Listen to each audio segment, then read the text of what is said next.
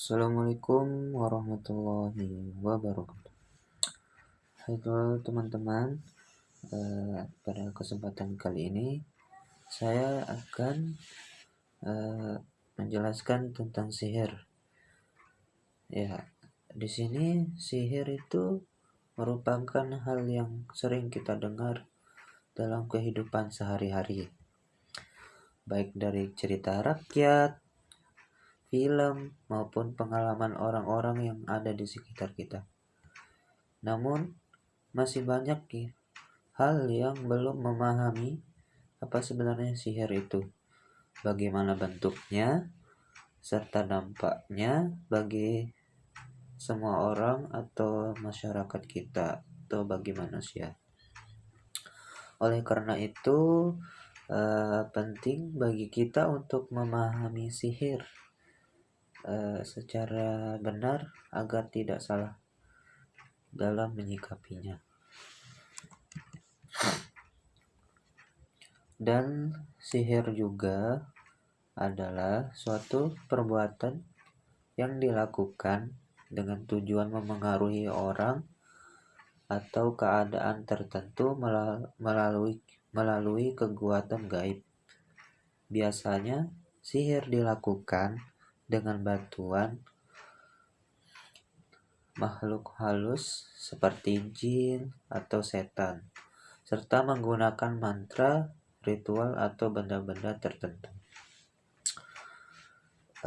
Di sini ada berbagai macam kepercayaan, yaitu dalam berbagai kepercayaan dan agama sihir dianggap sebagai perbuatan yang dilarang karena bertentangan dengan nilai moral dan membahayakan manusia.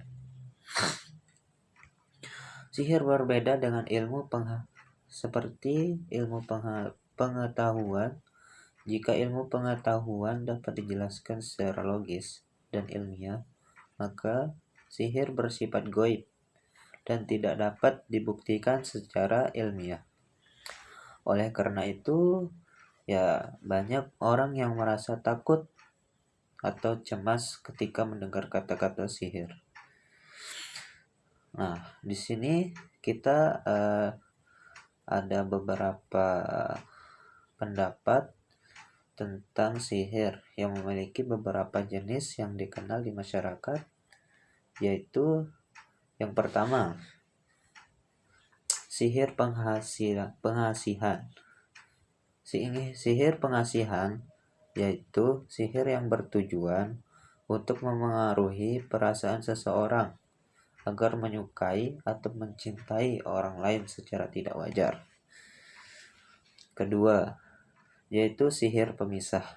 Nah, sihir pemisah ini yang digunakan untuk merusak hubungan, seperti membuat pasangan suami istri bertengkar atau menjauh satu sama lain. Yang ketiga, yaitu sihir santet atau teluh. Nah, di sini sihir santet sering kita dengar juga di kalangan masyarakat kita sendiri, yaitu sihir yang bertujuan menyakiti orang lain baik secara fisik maupun mental. Nah, yang keempat yaitu adalah sihir perlindungan. Sihir perlindungan ini yang dipercaya dapat melindungi seseorang dari bahaya meskipun dalam banyak kepercayaan tetap dianggap menyimpang. Nah, yang kelima itu kayak seperti sulap atau ilusi. Ya, dibilang sering dikatakan sulap ilusi lah gitu. Yang sering dilasaratikan sebagai sihir, padahal sebenarnya hanya trik, keterampilan dan tangan unsur gaib. Jadi begitu, tidak boleh adanya suatu perkara yang tidak baik seperti itu. Dan dampaknya juga sangat berbahaya nih. Perlu teman-teman atau kakak-kakak, ibu-ibu perlu diketahui, sihir juga memiliki banyak dampak negatif bagi korban. Sihir dapat menimbulkan rasa takut, stres, gangguan dan emosi, bahkan gangguan kesehatan. Bagi pelaku, menggunakan sihir dapat merugikan diri sendiri karena bergantung pada kekuatan gaib dan menunjukkan diri dari nilai-nilai kebaikan. Nah, di situ adapun percayaan atau kepercayaan yang berlebihan tentang sihir, ya membuat seseorang kehilangan logika dan mudah dipengaruhi oleh hal-hal yang tidak rasional. Hal ini juga dapat merusak hubungan sosial karena menimbulkan kecurigaan dan ketakutan lingkungan masyarakat.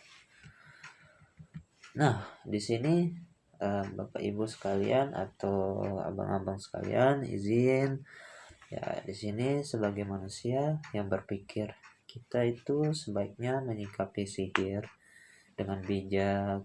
Kita tidak dianjurkan untuk mempercayai atau menggunakan sihir.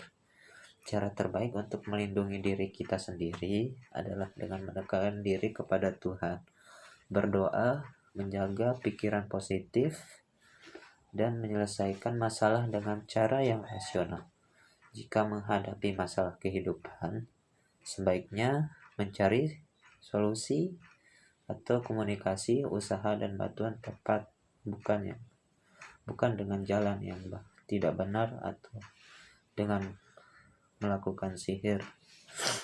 Nah, di situ ya kita dilihatkan bahwa perbuatan yang berkaitan dengan kekuatan gaib memiliki banyak dampak negatif bagi pelaku maupun korban. Nah, oleh karena itu kita harus menjauhi sihir dan lebih mengutamakan akal sehat, ilmu pengetahuan, serta nilai-nilai kebaikan dalam kehidupan sehari-hari.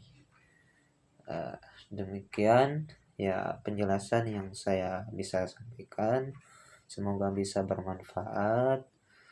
Lebih kurangnya saya mohon maaf. Ya, taufiq wal hidayah. Wassalamualaikum warahmatullahi wabarakatuh.